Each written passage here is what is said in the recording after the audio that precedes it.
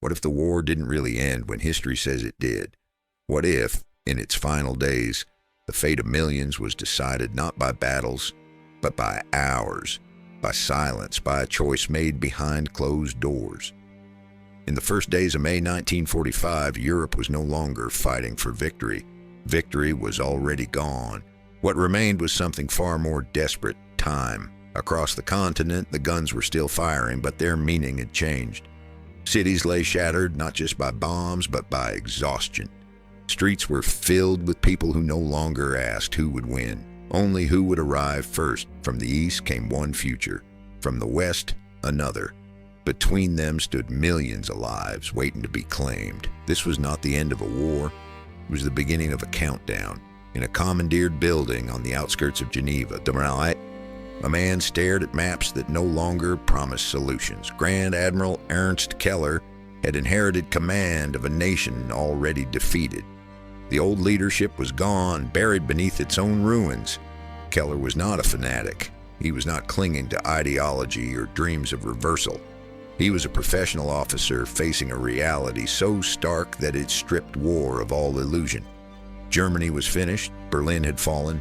Enemy armies had met in the heart of Europe, cutting the country in half like a closing vise. Entire formations were trapped, east, west, north, south, with no strategic purpose left to serve. The question was no longer how to fight, but how to stop. Yet stopping was not simple. Reports reached Keller by the hour. From the west came accounts of surrender, orderly, harsh, but survivable. From the east came something else, stories of open fields turned into camps, of prisoners who vanished into endless rail lines, of a captivity from which few returned. These were not rumors whispered by cowards. They were warnings passed from unit to unit like final confessions. For the men still holding rifles, direction mattered more than duty. West meant a future. East meant a grave measured in years, not days. So they began to move. Entire columns abandoned their positions. Soldiers mixed with civilians, old men, women, children, dragging carts through roads choked with humanity. Mothers learned to walk without crying. Fathers memorized the sound of distant artillery to know how close death was. The war was collapsing inward, and everyone could feel it. For Keller, this was not politics. It was arithmetic. Every hour the fighting continued in the east meant thousands more could slip west. Every delay meant another ship could sail, another train could move, another family might survive what was coming. Time itself had become the last remaining weapon. And so, in those final days, Keller reached a conclusion so dangerous, so morally radioactive, that it could never be spoken publicly. Germany could not win the war, but it might still choose who it lost to. What followed was not a plan for salvation nor a plea for mercy. It was a calculated gamble, one that risked rewriting alliances, shattering promises, and igniting a new conflict before the old one had even ended. A proposal was drafted, messengers were chosen, and history edged toward a moment few people know ever existed, because what happened next was not inevitable, it was a choice. Before we go further, if you value deep, untold stories like this, stories that explore the moments where history could have turned another way, consider subscribing to the channel. Your support is what allows us to keep uncovering and sharing these powerful chapters of the past. Now, a quick question for you. Answer in the comments to let us know what you think. When the war was clearly lost, what mattered more to leaders in those final days? A. Ending the war as fast as possible. B. Buying time to save as many lives as possible. Comment A or B below, and let's continue the story. There are moments in history when defeat is no longer measured in lost territory or broken armies, but in the narrowing of human options. By early May 1945, Germany had reached that moment. The question facing its remaining leaders was not how to end the war, but how many would live through its ending. For Grand Admiral Ernst Keller, the battlefield had become a ledger of consequences. Every report arriving at headquarters carried the same grim pattern. Units captured in the West were disarmed, interrogated, and placed behind wire. It was humiliating, harsh, and final, but it was survivable. Men wrote letters. Families waited. Life in some altered form, continued. From the east, there were no letters. What arrived instead were fragments of truth, broken transmissions, second-hand accounts, the terrified testimony of those who escaped at the last possible moment. Soldiers taken there did not speak of camps in the conventional sense. They spoke of exposure without shelter, of endless marches eastward, of food measured in handfuls, of names erased long before bodies were buried. Captivity was not an aftermath of war. It was a continuation of it by other means. The men understood this before their commanders ever said it aloud. Whispers spread through trenches and rear areas alike, not about surrender, but about direction. Which road led west? Which bridges were still open? Which units had vanished after being overrun from the east?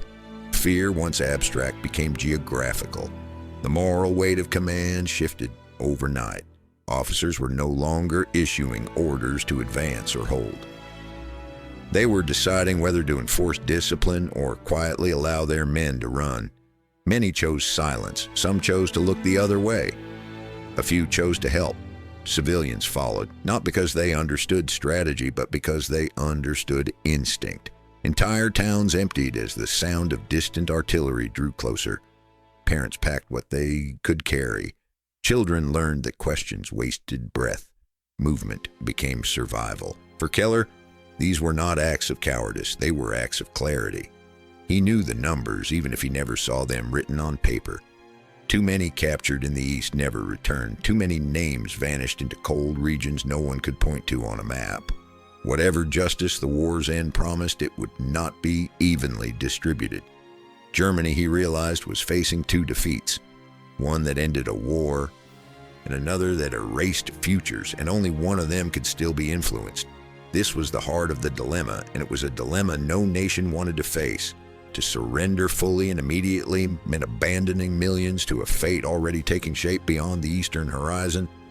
To resist, even briefly, meant prolonging a war that had caused immeasurable suffering. There was no clean choice, only lesser catastrophes. Keller did not frame the problem in ideological terms. He did not speak of honor or redemption. He spoke of time. Time to move people west, time for evacuations by sea, time for units to disengage rather than collapse, time measured not in victory but in lives. The logic was brutal and it was undeniable. If resistance continued in the East even temporarily, then the West might become an escape rather than a destination denied. Each hour gained could mean thousands spared from a captivity that promised no return. This was not a strategy meant to change the outcome of the war. It was a strategy meant to change who survived it. And in that realization lay the most painful truth of all. Germany could no longer control its destiny, but it might still influence its aftermath. That was the choice no nation wanted to make. And yet, it was the only choice left. What came next would test not only military judgment, but the moral boundaries of everyone involved, because acting on this logic would require asking the unthinkable, not for mercy, but for cooperation. And once that question was asked, history would never be able to forget it. The aircraft arrived without ceremony, its marking stripped of symbolism, its purpose known only to a handful of men waiting inside a guarded compound outside Zurich. There were no photographers, no flags, no public record of what was about to be discussed. History at that moment preferred silence. General Marcus Voller stepped onto the tarmac carrying nothing that looked dangerous, no weapons, no threats, no ultimatums. What he carried instead was far more volatile, a proposal that challenged the very logic on which the war had been fought. Inside the villa, the air felt heavy with finality. Maps covered the walls, not as tools for maneuver, but as relics of choices already made. The men seated around the table had spent years fighting a clear enemy. Now that enemy was asking not for forgiveness, but for cooperation. Voller spoke plainly. He did not beg. He did not defend the past. He acknowledged defeat without hesitation. Germany, he said, would cease fighting in the West immediately. Every unit, every aircraft, every weapon would be surrendered without resistance. There would be no scorched earth, no last stand, no delay. Then came the turn. Fighting would continue in the East, not to conquer, not to expand, only to hold. to slow an advance that Voller argued was not stopping at victory but moving toward domination. He spoke of regions already fallen into silence, of governments dissolving overnight, of a political tide that did not retreat once it arrived. The logic was stark, almost unsettling in its clarity. Germany had spent 4 years fighting that Eastern Army. Its officers knew its habits, its logistics, its vulnerabilities. With fuel, odd supplies, and limited air support, German forces could continue to delay the advance, long enough perhaps for a new balance to emerge. This was not a surrender. It was a request to change the ending. Around the table, no one interrupted, not because they were persuaded, but because they understood the weight of what was being offered. Voller was articulating thoughts that had already crossed their own minds in private, thoughts never meant to be spoken aloud. The war had exposed one totalitarian nightmare. Was another now filling the vacuum? Yet the room was haunted by images that made the proposal almost impossible to accept. Camps uncovered only weeks earlier, evidence of crimes so vast they defied explanation. Men reduced to skeletons under banners that once promised order and renewal. To accept Voller's proposal would mean standing beside an army that had committed unforgivable acts. To reject it might mean allowing a different form of tyranny to spread unchecked. The moral equation had no clean solution. Voller did not pretend otherwise. He acknowledged the revulsion. He acknowledged the distrust. He asked only that the future be considered alongside the past. What would Europe look like in 5 years, in 10? Who would write its laws? Who would decide who disappeared and who remained? This was the moment when strategy and morality collided head-on. The Allied officers knew that accepting the proposal would fracture alliances still holding elsewhere. They knew public opinion at home would not tolerate even the suggestion of partnership with a defeated enemy. They knew treaties had been signed, promises made, expectations set. They also knew that history would not judge them only for what they refused, but for what followed. No decision was made in that room. None could be. The proposal was too large, too dangerous, too consequential to resolve with a handshake or a raised voice, and Voller was dismissed with professional courtesy, his message forwarded upward to a man who would never meet him. As Voller left the compound, he understood something with painful clarity. The offer had not been rejected, but neither had it been embraced. It now existed in the most perilous space of all, possibility. And once an idea like that enters the world, it never truly disappears. It waits. The decision was never announced with fanfare. There was no dramatic confrontation, no raised voices echoing through a war room. When the answer finally came, it arrived quietly, carried through channels designed to drain emotion from words that would nonetheless reshape the world. Supreme Commander Andrew Caldwell did not meet General Marcus Voller. He chose distance deliberately. Some conversations, he believed, gained power simply by being refused. Caldwell had already seen enough of war's aftermath to know that victory could rot from the inside. Weeks earlier, he had walked through a liberated camp near Dachau. He had seen what happens when ideology outruns humanity, when systems are built without moral breaks. The images stayed with him, not as abstractions, but as weight. They shaped every calculation that followed. But morality alone did not decide the issue. Caldwell understood the strategic argument Voller had made.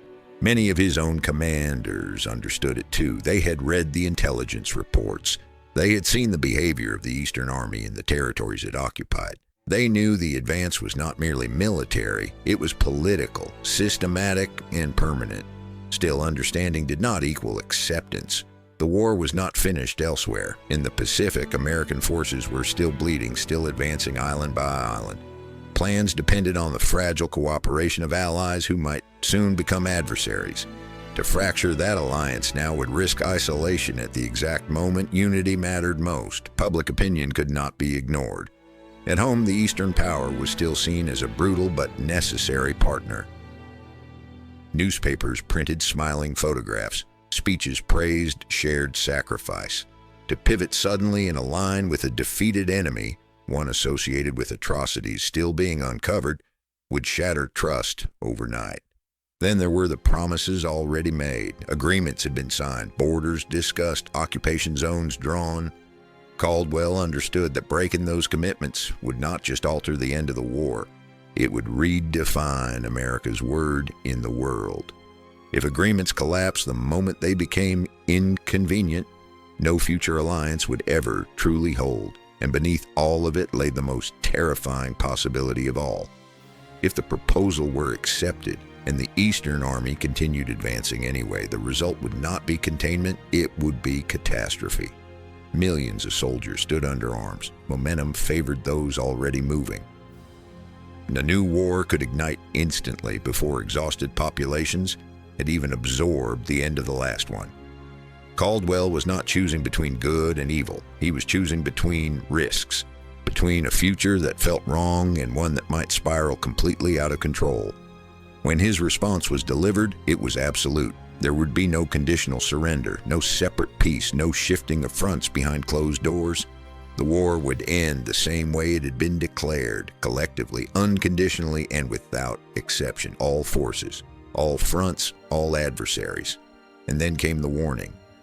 If the defeated army refused these terms, the western lines would close, no more crossings, no quiet escapes. Anyone attempting to flee west would be turned back, redirected into the arms of the very fate they feared. It was not a threat made in anger. It was a statement of policy. For Ernst Keller, the message landed with crushing finality. The path he had tried to carve no longer existed. The West would not shield his people from what was coming. There would be no alliance against the future he feared, only surrender, and whatever followed it. Yet even now, Keller understood something Caldwell could not see from his side of the table. The refusal did not end the race against time. It intensified it. Orders were issued quietly. On paper, compliance. In practice, delay. Resistance in the East would continue for as long as it could, not to win, but to buy minutes, hours, fragments of mercy. Evacuations would accelerate. Ships would sail until fuel ran dry. Trains would move until tracks were cut. Caldwell believed he had closed the door. In reality, it would remain ajar just long enough to change thousands of lives. History would later debate whether the refusal was right or inevitable. What cannot be debated is its impact. With a single decision, the shape of the post-war world was set, not by conquest, but by restraint. And sometimes restraint carries a cost measured not in territory, but in generations. When the guns finally fell silent, the silence did not bring peace. It brought division. Across Europe, people stepped cautiously out of cellars and ruined buildings, believing the worst was over. For some, it was. For others, the war had merely changed its shape. Borders hardened almost overnight, not because they were agreed upon by the people who lived there, but because armies stopped moving where they stood. Lines drawn in exhaustion became lines enforced by fear. For Ernst Keller, the war ended without closure. His final calculations had saved lives, but they could not save a continent from consequence. Hundreds of thousands reached the West in time. Soldiers who would grow old, civilians who would rebuild, families who would remember escape as the defining moment of their lives. Yet millions more did not make it. They woke up in a new political reality without ever having crossed a border. What followed was not chaos, but something colder. Order imposed from above. Governments were reshaped, then replaced. Promises of elections faded into slogans. People learned which words could be spoken and which could not. Some disappeared quietly, others adapted. Many simply endured. The idea of Europe as a shared civilization fractured, replaced by spheres of influence guarded not just by soldiers, but by ideology. In the West, Reconstruction became a mission. Cities rose from rubble with American steel and borrowed optimism. Former enemies became uneasy partners. Markets reopened, borders softened, a new identity formed. One built not on victory, but on the memory of how close everything had come to collapsing completely. In the East, memory worked differently. Survival depended on forgetting. History was rewritten carefully, selectively. The war ended not with reflection, but with instruction. What to believe, whom to trust, when to remain silent. Andrew Caldwell watched these developments from a distance he had once believed necessary. The alliances he preserved hardened into permanent structures. Military pacts formed, strategy shifted from demobilization to deterrence. The enemy changed names but not shape. Years later, some would argue that Caldwell had made the only decision possible. Others would argue he had postponed the inevitable. Both would be right and neither would be satisfied. The proposal Marcus Voller had carried into that quiet villa outside Zurich was never spoken of publicly again. It existed only in classified files and private recollections, and in the minds of men who understood how close history had come to choosing a different path. Ironically, much of what had been feared came to pass anyway, just more slowly and at far greater human cost. Decades passed. Walls went up. Families were divided by concrete and ideology. Children grew into adults without ever crossing borders their grandparents once moved across freely. When some finally returned home years later, released from captivity long after the war had officially ended, they stepped into countries that no longer felt like theirs.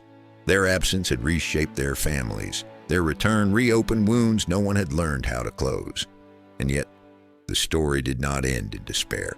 Out of division came resilience. Out of fear came institutions designed to prevent another collapse. Former battlefields became meeting places. Former enemies shared command structures. The very alliance that had once been impossible eventually became reality. Only after unimaginable loss had taught the lesson more slowly. History rarely rewards those who are right too early. Ernst Keller faded into obscurity, remembered by a few, judged by fewer. Marcus Voller became a footnote, a messenger of a future that no one was ready to face. Andrew Caldwell went on to shape the decades that followed, navigating a cold conflict born not of misunderstanding but of timing. The world that followed was not the worst possible outcome, but it was far from the best. For the millions who lived behind newly drawn lines, the debate over whether things could have been different was academic. Their lives unfolded under systems they never chose. Freedom became something they heard about, not something they touched.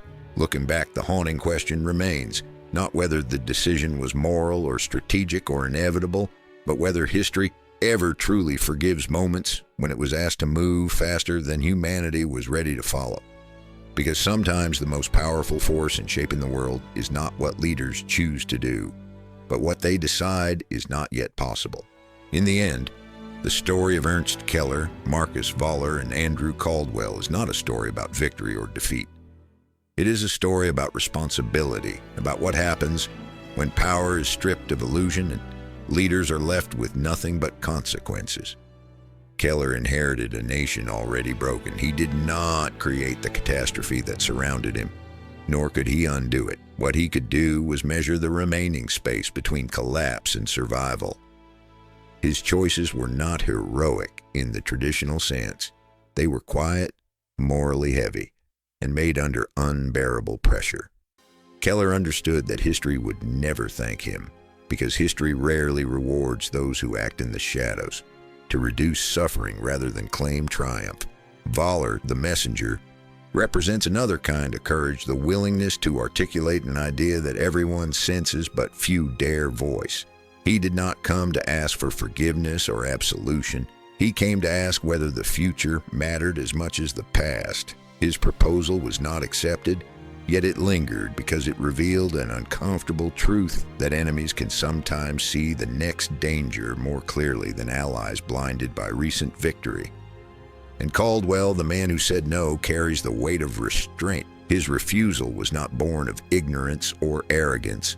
It was born of fear of moral compromise, fear of political collapse, fear of igniting a new war before the world had recovered from the last. He chose stability over risk, principle over possibility. In doing so, he preserved unity in the short term while shaping a divided world in the long term. None of them were villains. None of them were purely right. That is what makes this story endure. The world that followed their decisions was not inevitable, but it became permanent. Borders hardened, ideologies calcified, millions lived and died under systems chosen not by them, but by moments like this, moments when leaders were forced to decide with incomplete information and irreversible stakes. Some lives were saved, many were not. The cost of delay was measured not in headlines, but in decades. The deeper lesson of this story is uncomfortable but essential. Timing matters as much as truth. Being right too early can be indistinguishable from being wrong. Seeing danger before others are ready to acknowledge it does not guarantee action, and moral clarity does not always produce moral outcomes. Sometimes, leaders choose the path that feels least destructive in the moment, only to discover that destruction has merely been postponed and multiplied. For us today, the lesson is not about war. It is about decision-making in moments of pressure, whether in leadership, business, family, or personal life. We often wait for perfect conditions before acting. We delay difficult conversations. We avoid uncomfortable truths. We choose stability over necessary change because risk feels frightening. Yet this story reminds us that inaction is also a choice, and it carries consequences just as real as action. At the same time, it warns against moral shortcuts. Aligning with the wrong means, even for the right reasons, can poison the outcome. Integrity matters even when it costs us opportunities. The challenge is learning to recognize when patience is wisdom and when it is fear disguised as caution. In your own life, this story asks a simple but profound question. Are there decisions you are postponing because the timing feels wrong, even though the cost of waiting may be greater? History is not shaped only by bold action. It is shaped by hesitation, restraint, and the moments we tell ourselves, not yet. Now, a quick question for you. Answer in the comments, which matters more in moments of great pressure? A. Acting early to prevent future harm. Waiting to preserve moral and social stability. Comment A or B below. And beyond that, what do you think? Was the refusal in this story an act of wisdom or a missed chance to change history? Share your perspective in the comments so others can learn from your view. If you found this story meaningful, consider subscribing to the channel. Your support is what allows us to keep exploring these hidden moments where history, morality, and human choice collide.